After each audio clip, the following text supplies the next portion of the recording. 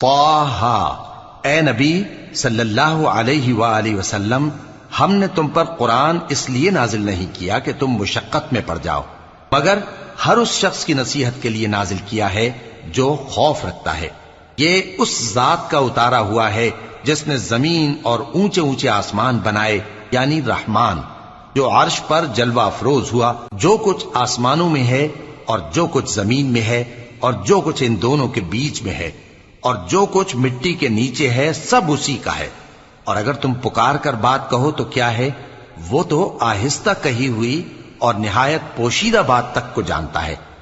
اللہ وہ معبود برحق ہے کہ اس کے سوا کوئی معبود نہیں ہے، اس کے سب نام اچھے ہیں۔ اور کیا تمہیں موسیٰ کے حال کی خبر ملی ہے؟